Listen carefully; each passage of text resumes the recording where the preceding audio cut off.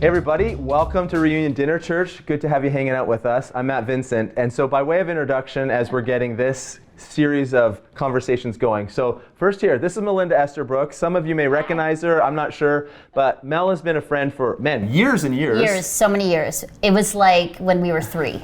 Long time. Long time. Yeah. Don't say the time, And Matt. then Mel and her husband Chris are really good friends, treasured friends for my wife Bobby and I. And so Mel's joining us, and then Dean Morris from out west, Richmond, BC, here in Canada, is with us as well. And Dean and I met first in our master's program at seminary. That's right. He gave me the cold shoulder a whole lot, but he was kind of standoffish. I mean, he thinks he's a big deal. Dean. So, Horrible. 100% true.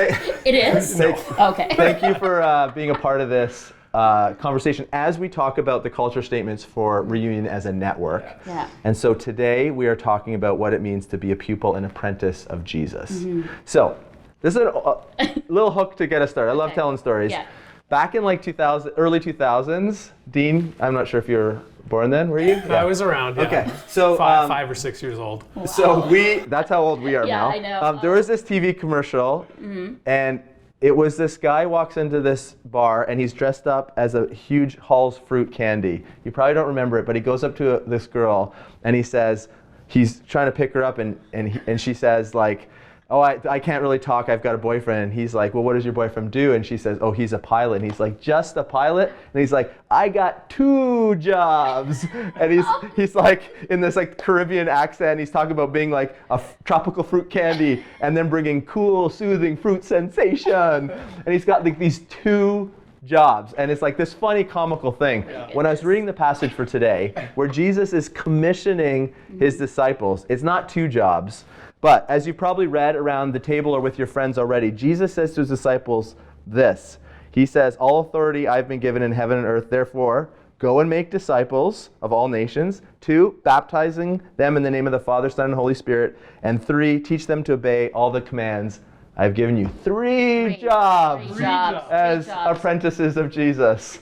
So anyways, let's chat about it. So as we often do, we start with, so what do you think? These are just like ideas, impressions, thoughts, either related to the culture statement itself or related to this passage and where we grab our inspiration. So Dean, let's start with you. So what do you think? What jumps out? For sure, right away it resonates with me as someone who wears like multiple hats, right? In terms of jobs, actually, right? Helping, like pastoring, leading in Reunion, being a teacher, right? All kinds of things. It feels like, and I love that diversity in my life. And I think that hearing it and reading it, what resonates is it's this invitation to participate across the spectrum. And it's not one thing. Like, we're invited to do it all. And some people are going to be gifted at, inviting people to experience baptism and life change that way. And other people are going to be the evangelists, like out there going and telling and living it. And we all are wired in unique ways where the invitation is to participate in all of it, but I think each one of us is going to be gifted naturally. Yeah, I like to that. lead Instead in of feeling like we way. have to do everything the best. Yes, right. that's and good. I think, and again, like right baked into this commissioning, this sending out, or really, like, I like to think about it as an invitation to participate in the kingdom here and now. It is this desire that Jesus invites us to do it in community. Yes. Because it's like, you are called to do this, but then right away when we look at how it actually happens on the ground, it's done with friends, it's done in community, it's done with what we call church now, right? People gathered together with this common interest, leveraging their strengths and gifts to be like, this is what we want to achieve. We want to share this story. We want to tell about our experiences. And I love that. I think that's great. I think for me, when I think about the 3, I'm like, oh my goodness, that's overwhelming. Because I can imagine people going, oh, like you said, you're going to disciple, you're going to baptize, and you're going to teach. And for the introverted people out there, they're like, no way, that's crazy. But I think the last verse where it says, and I will be with you always to the end of the age, that to me is the anchor. Because no matter what, I think for me, it's like, he's with you, Jesus is with you. And he's going to help you, and he's going to help you discern which one you should do, what you're going to do within community. So you're not alone. I think the community part, but then Jesus with you, guiding, directing you, speaking to you is the big thing. Yeah. So it doesn't overwhelm me, because that verse always used to overwhelm me. It feels like a lot. It feels like a lot. But I don't feel overwhelmed when I hear that last line. Yeah, and in the culture statements, which, as we've said before, just to make sure we're all together, they define who we are now, here and now, as followers together, individually and in community, like we were already talking about, but also who we want to be, like in an aspirational sense. Yeah, I like like that. we're not That's good. arrived, we're getting there. And I think that stands out when Jesus talks about the authority's been given to him. So we're not commissioned because we've already earned it. Like the authority is passed along even when we don't deserve it. Like we haven't arrived. Because it says, and some still doubted. Right. That's what that grabs makes me me. laugh all the time. Totally. He's commissioning them, and even after all this, they're Yeah. like, and some still doubted. Yeah. No. Yeah, but isn't that the way, like even now, right, with all of the knowledge and now like thousands of years of tradition and people going out and doing this, and we have these incredible stories from our own lives and stories that we've heard from other people's experiences where incredible and amazing and frankly like unbelievable things are happening. Yeah. And we still sit down and read that and go like, yeah, but like I'm an introvert or I'm not that good at teaching. And so we ourselves bring doubts. And I love that like right there in the passage, right alongside this inspirational call to like, be this kingdom community, it's like, there's gonna be doubts, right? And it's right there. It's not like it's, oh man, like I have doubts, like what's wrong with me? Yeah. It's like, no, the people right there facing Jesus, seeing him, we're like, well, I don't know. It removes the excuse of sitting this one out. Yes. Yeah. Which honestly, we're all, if we like stop on it, is probably a little bit guilty of. Totally. So yeah. we judge like, do we know enough? Are we like, have we studied Are we enough? qualified to do that? Right. And we self-select out, I think. Right. But this, to me, is showing me like, oh no, you can still have doubts. And yet here's the tasks that Jesus is with us, continuing and giving to us. Right. But I also think too, the benefit, I think what we need to hear too is, for me personally, I have been discipled, mentored, coached. I'm an apprentice to a number of people who helped me in different seasons of my life. I have been baptized. It was a public declaration of the change from what I was to who I am now, this new creation, new person. And I have had the opportunity and honor to teach. Right. And I'm very big on sort of teaching next generation. So the other thing too is there could be the fear, but the benefit of those things, being involved with them or receiving them, is life-changing. Mm-hmm. And to do it in community is unbelievable, amazing, because you can be intergenerational, you can learn from one another. And so I think, discipleship, whether it's informal, formal, being an apprentice, learning a skill is what they think. When we say being an apprentice, it's like a skilled trade.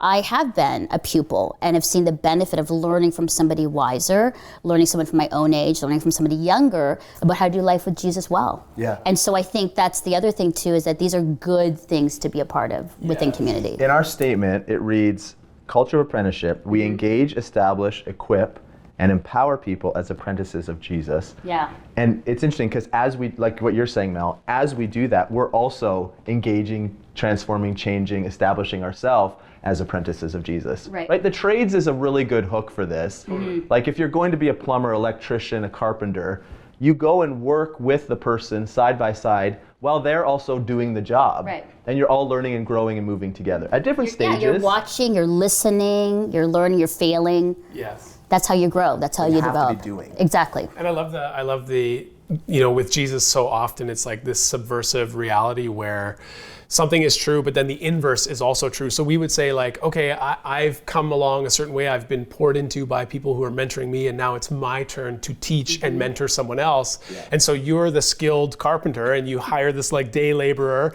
and you're gonna invest in this person to teach them the skills of the trade. But the trick of it is, the beautiful trick is that like, you're gonna learn a lot teaching someone. Yes. You might just know how to frame a house or do something, but then being able to teach someone how to do it is going to make you think about your practice. It's going to make you think about the things that you do to, if we're going to use or mix metaphors, to develop your spiritual life, right? Or to build that house, to pour the foundation. What are the things that I do that I would never think about having to teach or communicate? So by being the teacher, and I don't mean like up on the stage with the microphone expounding what this Bible story means to 1,000 people or whatever. It's like one-on-one. You can teach, and in that, you are developing your own journey as an apprentice and sharpening your skills. And do you know that how many, and especially for the work I do, how many young women come to me and say, we need mentors, coaches. Right. We need that. The next generation is saying, we need to just learn from your experience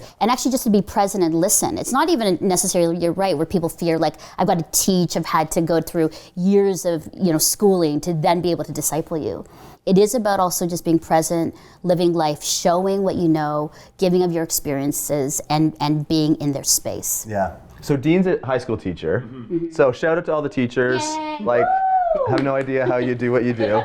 But I've heard new teachers often describe when they get a new role, or maybe for the first time, or when they change grades or subjects. I've heard them say often, we just have to stay one lesson ahead. Totally. Because you're still writing your lesson plans, you're still figuring it out. If you've been a teacher for years and you're grade 4 forever, then you just kind of roll. We've had those teachers too. But the new teachers are eager, like they're staying one lesson ahead for the next day. And I do think that's kind of like following Jesus. We don't have to arrive to teach. It's like one little bit, here's how I can help you what I learned. Oh, here's what I learned. And we keep nudging each other along, like linked arms together. Yeah. Right? And I think too often we think that's for that person, they've arrived, or we pay them at our church so they do the work. And we're like, it just robs ourselves, as you said, of the beauty of being in it together. Right. And I would echo that and just say, like, in my experience, the teachers who are like master teachers are the ones who are the first to tell you how they've just learned something from a student, right? Because they're still learning. Yeah, it's the imagery. I had a teacher, a prof in university. He's like, sometimes you think of it as like I'm the big water pitcher and you're the empty cups, and I'm gonna like dispense wisdom and knowledge and pour into you. But he's like, that's not how it is. He's like, we're all kind of sponges in this room together, and we're however much we want to immerse ourselves in is what we're going to absorb. And he's like, that's true for me too. And that's so true in the kingdom, is like, the more we journey and disciple and lead people, the more we're going to learn and grow and absorb as ourselves, so long as we're present and open to it and willing to like let those things in. And as I'm sitting here with two pastors, I think that's the key. I think for a lot of church experience, it's always been on the pastor leader. You're going to be the one who would disciple me. You're going to be the one who's going to lead me, and you're going to be the one who's going to fix all my problems. Right. But what I'm hearing you both say in community, that actually helps you, and it doesn't put all the focus on you to be the fixer, for you to be the carrier of all the needs and the problems. It actually puts it on me as someone who attends to say, wait a second, we're all in this together. We're all going to disciple, teach, lead people towards baptism, and know that Jesus is with us. It means that I need to take responsibility to do that as well. Right. So like you said, community, arm in arm, together we do it. So, and I say this because you don't want all the pressure on the two of you or the people who are always leading. And I find that sometimes we do that a lot because they're the ones.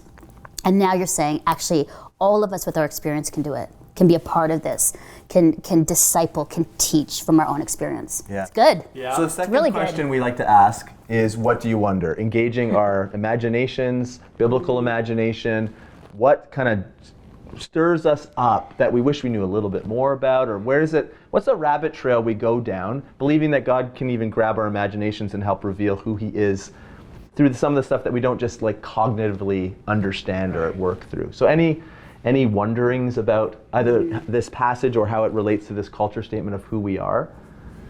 I always wonder like why we try to pigeonhole it. So maybe it's less about the scripture and the text itself, but like why. And on one hand, I understand like we create structures because they're helpful, but I wonder how or where the tipping point is from the structure being helpful to being something that actually holds us back from experiencing it. So we might say baptism and teaching, like these are things that are this is maybe too strong language, but like guarded and protected by the church. Right. You get baptized in the church by the pastor. The pastor does the official teaching. We have to vet people. And of course, we have to make sure people are doing, the right kind of work or whatever. Right. But like for a long time, these powerful practices happened outside of those conventional structures. So I always think about like, man, where has it helped us and where has it maybe hindered us in like ushering in the kingdom here and now? Oh, that's really good. And then the gifting we're missing out on by reducing it to only a few. Right. Like we're not empowering or equipping those people who we actually need to come alive in their gifting for us all to discover what's next. When the authority belongs to Jesus and we're here to serve and follow through, I think that's anything that gets in the way of that, we need to look really closely at and say, is this helping or hindering our ability to do these things well? So lots to think about.